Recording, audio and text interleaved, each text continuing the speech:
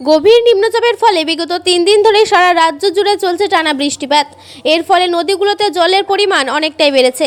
পূর্বস্থলী 1 নম্বর ব্লকের নসরতপুর পঞ্চায়েতের অন্তর্গত নসরতপুর ফেরিঘাট আজ নিম্নচাপের ফলে খারাপ আবহাওয়ার কারণে ভাগীরথীর জল বেশ উত্তাল। নসরতপুরের ভাগীরথীর ওপারে গ্রামগুলি যেমন ঘোলাপাড়া, ফকিরডাঙ্গা ইত্যাদি গ্রামের মানুষের পারাপারের একটাই পথ নসরতপুর ফেরিঘাট। খারাপ আবহাওয়ার জন্য নদীতে বেশ জলের ঢেউ, তার মধ্যেই চলছে ফেরি চলাচল। এই প্রাকৃতিক দুর্যোগের মধ্যে ফেরি চলাচল স্বাভাবিক রাখতে যথেষ্ট অসুবিধার মধ্যে পড়ছে ঘাট মালিকরা।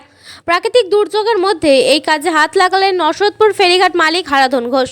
আজ তিনি বলেন, ফেরি চলাচল বন্ধ রাখলে ওপারের মানুষজন এপারে আসতে পারবে না, তাতে করে তারা অনেক অসুবিধার মধ্যে পড়বেন। তাই এক প্রকার বাধ্য হয়ে জনসাধারণ সুবিধার্থে নৌকা চালাতে বাধ্য হচ্ছি। প্রতিনিধি সৈয়দ আবু জাফরের রিপোর্ট, পপি নিউজ। দাদা, আপনি তো ঘাট মালিক। হ্যাঁ, এত ঢেউ উঠছে, নৌকা চালাচ্ছেন? নৌকো চালাতে বাধ্য হচ্ছি। ড্রাইভার কোথায় যাবে? ফকিরডাঙ্গা খোলাপাড়ার লোক। হ্যাঁ, ফকিরডাঙ্গা খোলাপাড়া বললো সমুদ্র বাজার ছাড়া তাদের কোনো রাস্তা নেই, তারা তো পার করতেই হবে। কেমন সমস্যা বোধ করছেন? সমস্যা কিছু নয়, একটু ঢেউ হচ্ছে আর কি।